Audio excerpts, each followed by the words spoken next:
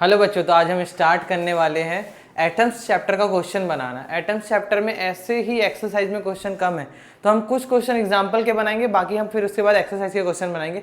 चलो अब क्वेश्चन बनाना स्टार्ट करते हैं। सबसे पहले 12.1 एग्जाम्पल नंबर 12.1 लेते हैं। देखिए इस क्वेश्चन में क्या बोल रहे हैं, अच्छे से देखना, बहुत ईजी चैप्टर है। ड्यूअल नेचर के बाद ये चैप्टर भी उतना कोई टफ है नहीं। देखो 12.1 में क्या बोल रहे हैं, in the Rutherford's nuclear model of the atom. मतलब इस चैप्टर में ना हम अलग अलग मॉडल्स पढ़ते हैं, जैसे हमने थॉमसन का मॉडल पढ़ा है, रदरफोर्ड का पढ़ा है, बोर का मॉडल पढ़ा है।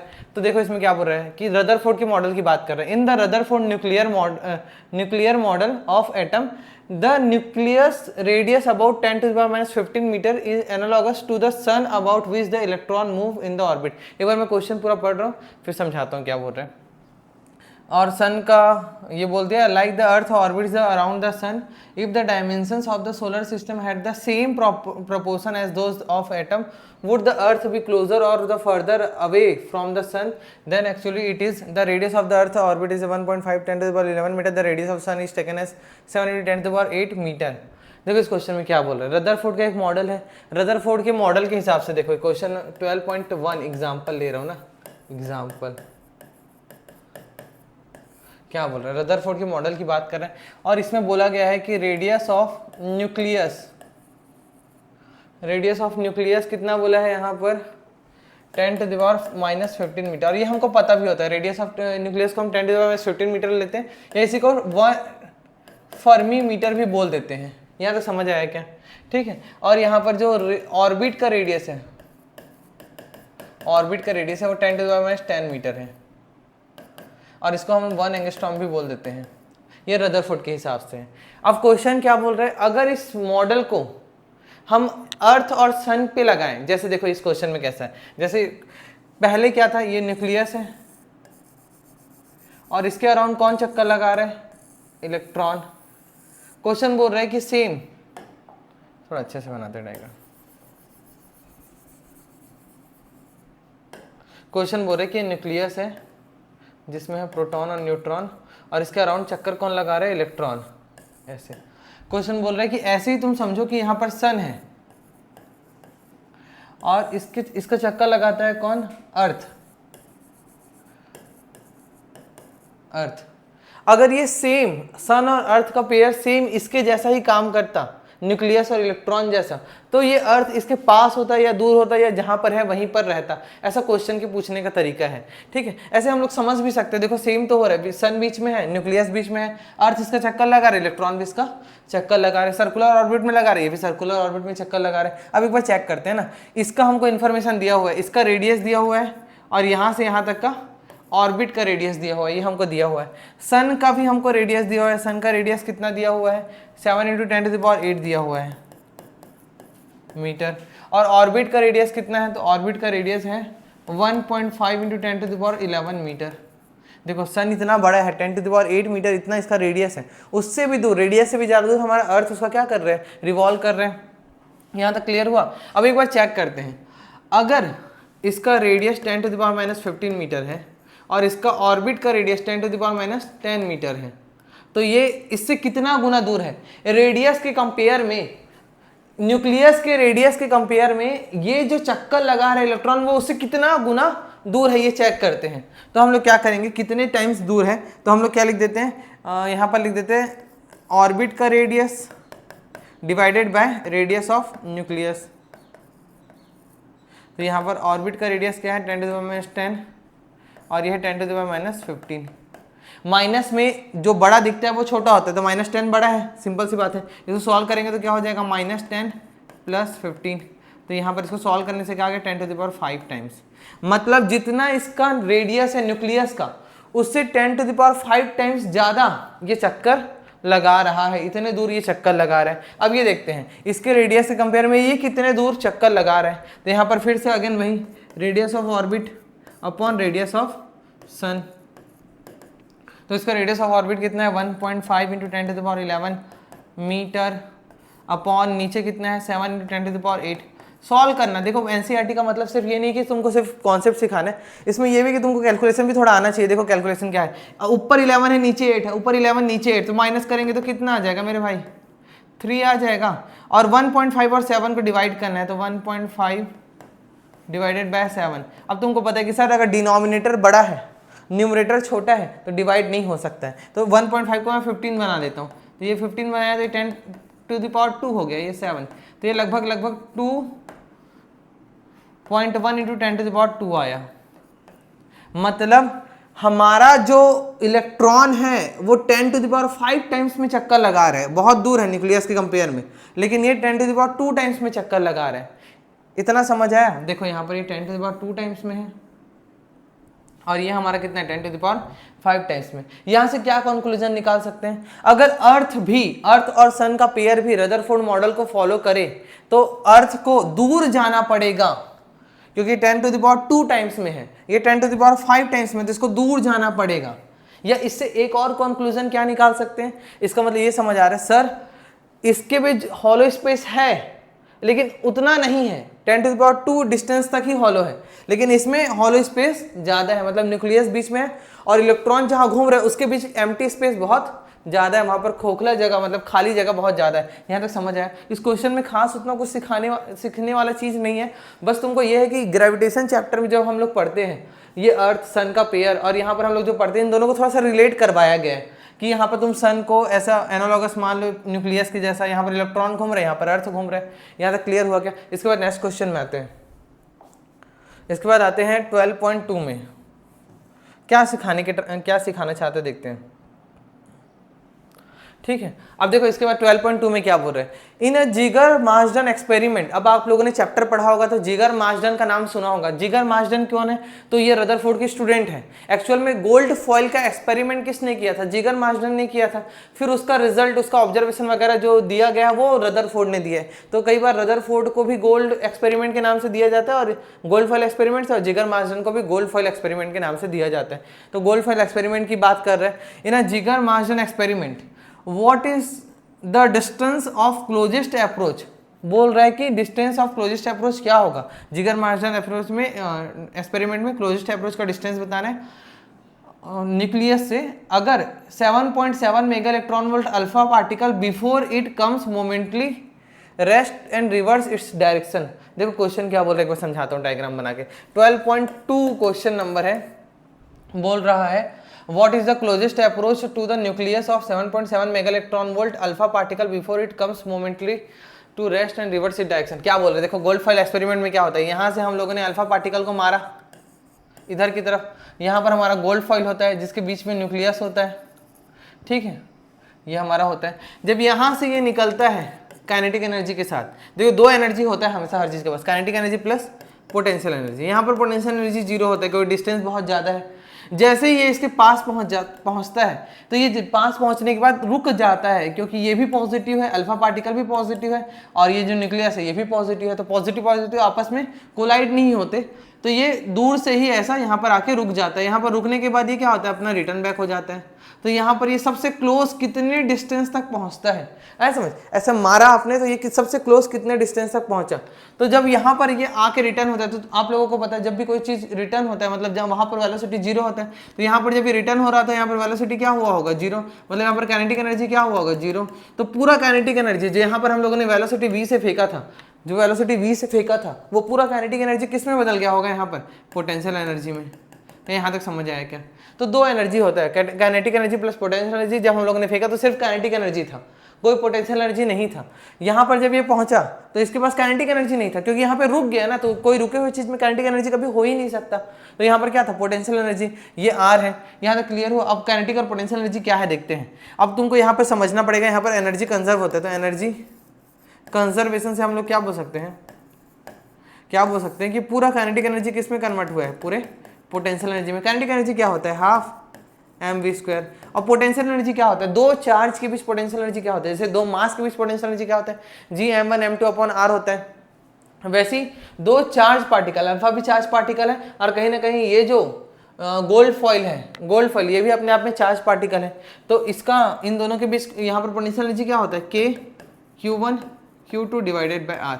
आपको ये याद रखना है, ये क्लोजेस्ट अप्रोच में ये होता है, काइनेटिक एनर्जी बराबर पोटेंशियल एनर्जी। अब इसके बाद देखो क्या बोल रहा है क्वेश्चन में, ठीक है। काइनेटिक एनर्जी का वैल्यू सीधा दे दिया है, वेलोसिटी दिया होता तो ये फॉर्मूला लगाता, लेकिन काइनेटिक एनर्जी का वैल्यू सीधा दे दिया, तो काइनेटिक एनर्जी की जगह सीधा इसका वैल्यू रख देते हैं। इसका वैल्यू कितना दिया हुआ है 7.7 मेगा इलेक्ट्रॉन वोल्ट। अब ध्यान रखना यहाँ पर ना मेगा इलेक्ट्रॉन वोल्ट ऐसा यूनिट नहीं है, तो मुझको इसको ऐसा यूनिट में रखना है। तो ऐसा यूनिट कितना होता है, मेगा मतलब 10⁻6 हो गया, और इलेक्ट्रॉन वोल्ट को क्या लिख सकते हैं 16 × 10⁻⁻20। मेगा मतलब 10⁻6, किलो मतलब 10⁻3 और गीगा मतलब 10⁻9, ये ध्यान रखना है। तो 7.7 10⁻6 ये होगा मेगा का, मेगा को हम लोगों ने चेंज कर दिया, और यहाँ पर 16 × 10⁻20 लगा के हम लोगों ने इसको जूल में कर दिया। के की जगह हम लोग क्या लिख सकते हैं 9 × 10⁻9, ठीक है। अब Q1 क्या है, अल्फा का चार्ज है। अल्फा में कितना चार्ज होता है, अल्फा हीलियम का न्यूक्लियस होता है और उसमें 2 प्रोटॉन होते हैं, तो 2e चार्ज होता है। 2e मतलब इलेक्ट्रॉन नहीं है, e मतलब होता है, e का मतलब होता है, e का मतलब है 1.6 × 10⁻19 कूलम, इतना चार्ज है 2e, ठीक है। और यहाँ पे अभी न्यूक्लियस के बारे में कुछ बताया नहीं है, मतलब ये गोल्ड है, एल्यूमिनियम है, हाइड्रोजन है, कौन सा न्यूक्लियस है नहीं बताया। तो किसी भी न्यूक्लियस में कितना चार्ज हो सकता है, तो उसमें जितने प्रोटॉन है मतलब जेड प्रोटॉन्स है, और एक प्रोटॉन में कितना चार्ज होता है ई, तो यहाँ पर क्या आ गया जेड ई। क्या यहाँ तक क्लियर हुआ क्या? अरे मेरे भाई, कितने नंबर ऑफ प्रोटॉन्स है, तो जेड नंबर ऑफ प्रोटॉन्स होते हैं, जितना उसका एटॉमिक नंबर होता है वही तो जेड है ना। तो जितना उसका एटॉमिक नंबर उतने प्रोटॉन है तो जेड, और एक प्रोटॉन का चार्ज कितना होता है 1.6 × 10⁻19, तो वो लगा दिए। तो Q1 की जगह अल्फा का और Q2 की जगह जो हमारा एलिमेंट जिससे ये टकराने वाला है, जिससे कोलिजन होने वाला है, उसको हम लोगों ने लगा दिया। डिवाइड में क्या आ गया आर ही हमारा क्लोजेस्ट अप्रोच, कितने पास तक ये पहुंचा है, या यहाँ तक क्लियर हुआ क्या? अब क्वेश्चन में जो भी बोले उसके अकॉर्डिंग यहाँ पर डेटा रखना है, जेड जो भी बोले वो हमको रखना है, ठीक है। अब यहाँ पे देखो, यहाँ पे सॉल्व करना सीखना है, मेन सॉल्व करना। देखो अब देखो, इसको थोड़ा सिंप्लीफाई करते हैं। 7.7 × 16, इसको अलग कर देता हूँ, और 16 - 20 कितना हो गया -14, ये हो गया, ठीक है। 9 को अलग कर देते हैं, ये 2 है, ये जेड है, ठीक है। तो 9 को अलग कर देते हैं, 2 को अलग कर देते हैं, और 10⁻9, और यहाँ पर एक जेड भी आ रहा है, जेड भी आ रहा है, ठीक है। और यहाँ पर ई का स्क्वायर है, मतलब ई × ई है। ई का चार्ज तुमको पता है कितना होता है, ठीक ठीक ठीक ठीक ठीक ठीक है। तो यहाँ पर और डिवाइड में आर है, ये यहाँ तक क्लियर हुआ क्या? ठीक है। अब इसको सॉल्व करते हैं। अगर जेड की जगह क्वेश्चन ने बोला कि गोल्ड है, जेड की जगह क्वेश्चन ने बोल दिया अगर ये गोल्ड है, तो गोल्ड का तुमको पता होता है एटॉमिक नंबर कितना होता है सर? 79 होता है सर। रदरफोर्ड ने भी इसी का एक्सपेरिमेंट किया था, जेड का 79 होता है। यहाँ तक क्लियर हुआ? इसको अभी अच्छे वाले पेज में साफ से सॉल्व करते हैं। इसको देखो ऐसे सॉल्व करते हैं। एक बार देखो यहाँ तक, एक बार नोट कर लो, इसको नोट कर लो। 12.2 का ये क्वेश्चन नोट कर लो भाई। देखो ये ऐसा बोला है क्वेश्चन ने, क्वेश्चन क्या बोला है अभी धीरे धीरे समझ आएगा। एक बार क्वेश्चन को देख के बना लो, फिर बिना देखे बनाना। यहाँ तक क्लियर हुआ? क्लोजेस्ट अप्रोच बोला मतलब काइनेटिक एनर्जी बराबर होगा पोटेंशियल एनर्जी के। काइनेटिक एनर्जी का वैल्यू दिया हुआ है तो ये सब करने की जरूरत नहीं। काइनेटिक एनर्जी, पोटेंशियल एनर्जी का वैल्यू नहीं दिया होता तो यहाँ पर के Q1 Q2 आता है। Q1 क्या है? अल्फा पार्टिकल हमेशा 2e होगा, और Q2 क्या है? जिसपे ये टकराने वाला है वो नहीं दिया होगा तो वो जेड ही होगा, divided by R closest approach है। अब इसको सॉल्व करते हैं ना, देखते हैं। अब देखो इसको सॉल्व कैसे कर रहा हूँ मैं, मुझे आर निकालना है। तो मैं अब देखो यहाँ से एक चीज़ और सोच सकते हो सर, 7.7 है इंटू 16 × 10⁻14 है, ठीक है। इसको लिख सकते हैं सर 9 × 2 × 10⁻9 इंटू जेड, और ई का वैल्यू कितना होता है 16 × 10⁻20, और ये कितना होता है 16 × 10⁻20, 2 बार ही है तो 2 बार लिख दिए, डिवाइडेड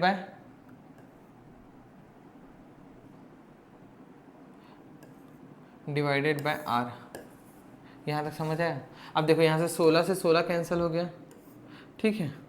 और ये 20 20 40 हो गया, तो यहाँ पे आर, इसको यहाँ पर लिखते हैं। यहाँ पर हो गया 9 2 18 हो गया, एक 16 भी है, और यहाँ पर 20 20 40, 40 में 9 गया, हमारा हो जाएगा 10⁻31, ठीक है। और जेड का वैल्यू कितना सोच लिया है हमने 79, ये 79 हो जाएगा। ये हुआ, ये आर नीचे आ गया 7.7 को मैं 77 10⁻1 लिख देता हूँ, और 10⁻14 तो ऑलरेडी नीचे है। यहाँ तक क्लियर हुआ? अब इसको सॉल्व करते हैं। इसको मैं मान लेता हूँ सेम है तो ये दोनों कैंसिल हो गया, ठीक है। तो यहाँ पर आर का वैल्यू क्या आ गया? देखो ये 14 हो गया, तो 31 में 15 गया, तो 16 आएगा भाई, सिंपल सी बात है। तो यहाँ पर आ जाएगा 18 इंटू 16 इंटू 10⁻16। तो यहाँ पर r का वैल्यू आ जाएगा, सॉल्व करते हैं। 16 8 से कितना होता है 128, तो ये 8 12 16 16 28 10⁻16। इसको r का वैल्यू मैं निकालूँ, ठीक है, ये माइनस में आएगा क्योंकि माइनस बड़ा है ना, -31 है, ये माइनस में आएगा। इसको निकालो तो 2.88 इंटू 10⁻14 आएगा, ये हमारा आंसर है। तो इसको मैं लिख सकता हूँ, इसमें हमारा आंसर आया ना, हाँ 3.88 जेड, ठीक है। तो इसको मैं लिख सकता हूँ 3 इंटू 10⁻14 मीटर, ये हमारा आंसर है। देखो ध्यान समझो, मीटर से भी छोटा है, सेंटीमीटर से भी छोटा है, mm से भी छोटा है, डेकामीटर से भी छोटा है, ये बहुत छोटा यूनिट है। बहुत छोटे यूनिट को हम लोग फर्मी मीटर में लिख सकते हैं, बहुत कम डिस्टेंस है। फर्मी मीटर क्या होता है 10⁻15 होता है, तो उसको हटा के मैं फर्मी मीटर लिख सकता हूँ। तो अगर इसको मैं 10⁻15 बनाना है, इसको अगर मुझे 10⁻15 बनाना है तो इसको क्या लिख सकता हूँ, देखो इसको अगर मैं लिखना चाहूँ तो इसकी जगह मैं +15 हो जाएगा, तो ये आ जाएगा 30 फर्मी मीटर। मतलब अगर मैं किसी अल्फा पार्टिकल को फेंकूं, अगर अल्फा पार्टिकल को फेंकूं तो गोल्ड फॉइल के कितने पास जा सकता है, 30 फर्मी मीटर तक क्लोज जा सकता है। यहाँ तक क्लियर हुआ क्या? चलो इसके बाद आगे बढ़ते हैं ना नेक्स्ट क्वेश्चन में। यहाँ से एक चीज़ और समझ आया था क्या, यहाँ से क्या चीज़ समझ आया था कि ना न्यूक्लियस का साइज ना इससे तो छोटा ही होगा। क्यों? क्योंकि ये न्यूक्लियस के अंदर तो नहीं जा सकता ना, न्यूक्लियस से दूर से ही टकरा के गया है, तो न्यूक्लियस से तो छोटा होगा। यहाँ तक क्लियर हुआ? इसके आगे बढ़ते हैं, ठीक है। देखो इसमें एक दो लाइन और लिखा है, वो भी समझा देता हूँ। The radius of gold nucleus is therefore less than 30 fermi metre. मतलब वही बोल रहे हैं कि इससे तो छोटा होगा, इसका बोलने का मतलब ये है, ये देखो जो बता रहा हूँ, यहाँ तक नोट कर लेके यहाँ तक देखो, यहाँ तक नोट कर लो, ठीक है। इसके बाद देखो, इसका बोलने का मतलब ये है कि तुमने अल्फा को फेंका, ये न्यूक्लियस है, तो ये ना हो सकता है अल्फा फेंका ऐसे, तो हो सकता है कि ये एटम के अंदर तो चले जाए लेकिन न्यूक्लियस के अंदर नहीं जा सकता, क्योंकि दोनों पॉजिटिव है। तो न्यूक्लियस का साइज 30 फर्मी मीटर से क्या होगा, छोटा होगा। यहाँ तक समझ आया क्या आप लोग का? ठीक है, यहाँ तक ध्यान रखना भाई। अब इसके आगे बढ़ते हैं नेक्स्ट क्वेश्चन में। इसके बाद नेक्स्ट क्वेश्चन है 12.3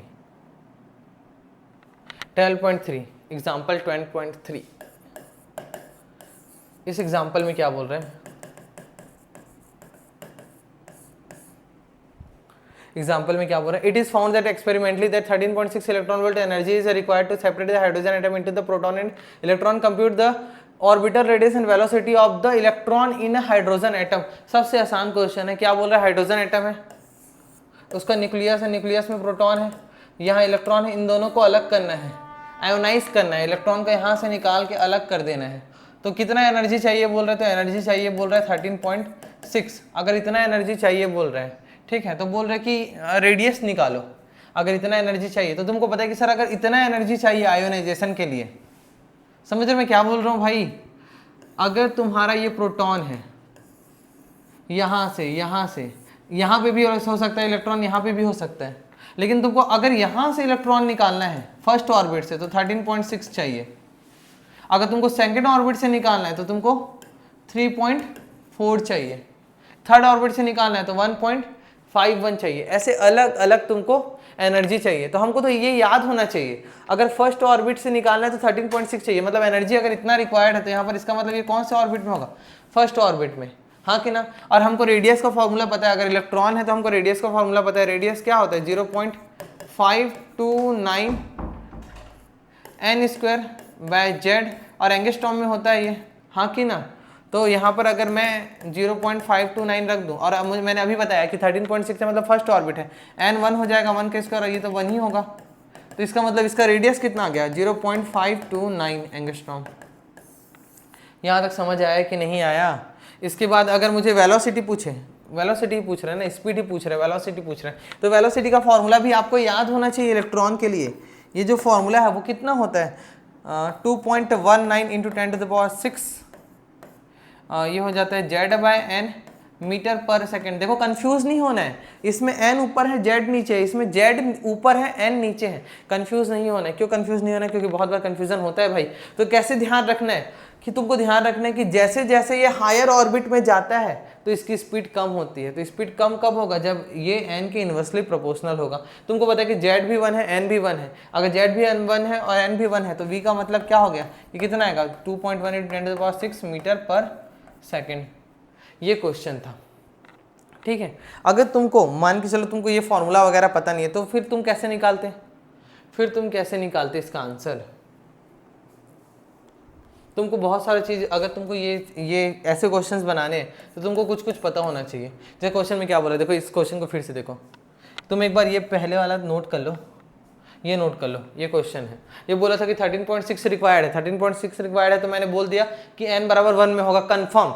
अगर 3.4 बोलता तो n बराबर 2 में है, ठीक है। अगर इसके बाद 1.51 बोलता तो n बराबर 3 में है। ये तो हमको समझना है। अब n का वैल्यू पता है, z का वैल्यू तो पता ही है, हाइड्रोजन के लिए 1 होता है, तो हम लोगों ने r भी निकाल लिया, b भी निकाल लिया, ठीक है। इसके बाद देखो इस क्वेश्चन को और कैसे समझ सकते थे? It is found that experimentally that 13.6 electron energy required to separate the hydrogen atom.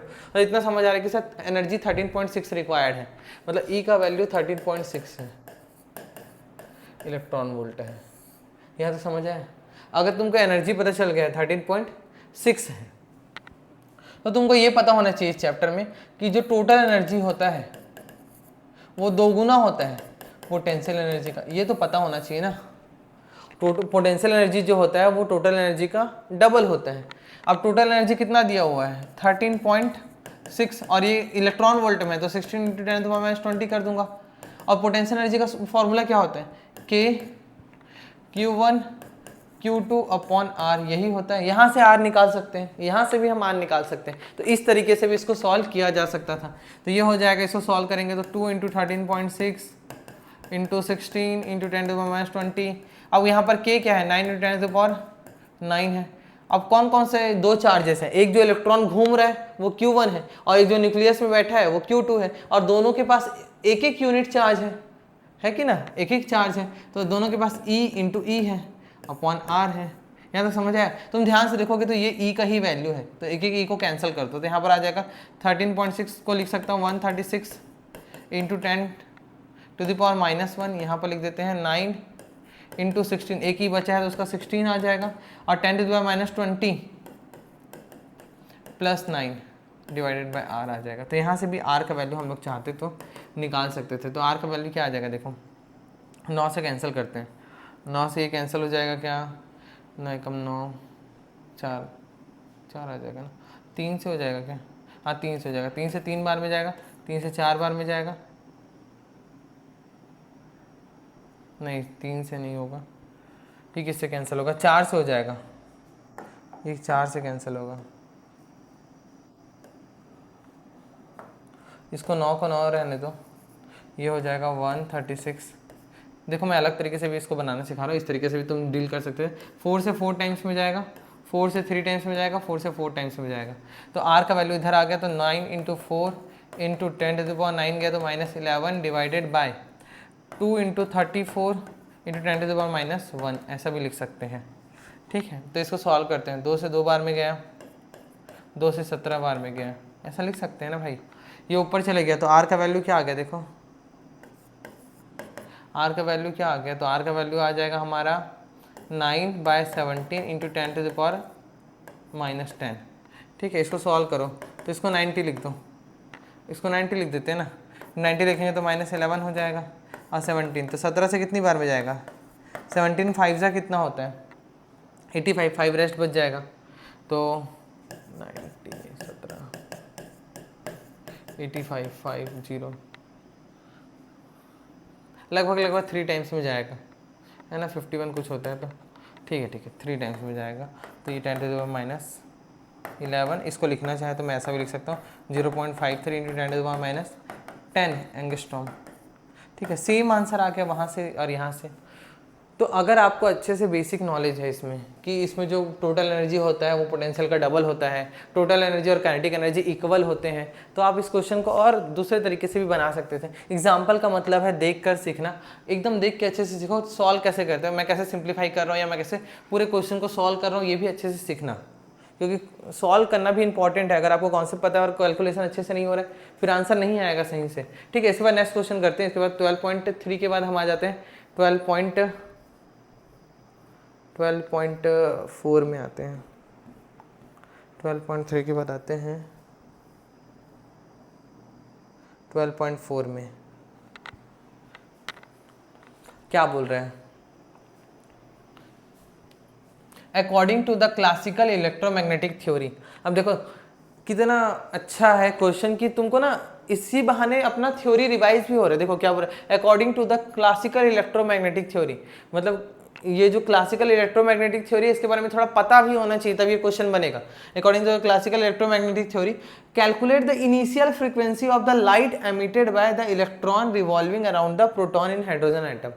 हम लोगों ने फ्रीक्वेंसी निकालने का फॉर्मूला पढ़ा है, बोर के थ्रू भी पढ़ा है, बोर का जो फॉर्मूला है, लेकिन ये बोल रहा है क्लासिकल इलेक्ट्रोमैग्नेटिक थ्योरी के द्वारा बताओ इनिशियल फ्रीक्वेंसी ऑफ लाइट क्या होगा जब इलेक्ट्रॉन घूम रहा होगा, तो वहां से जो निकलने वाला लाइट होगा वो क्या होगा। देखो मैं क्वेश्चन को डायग्राम बना के भी समझाता हूँ फिर समझो।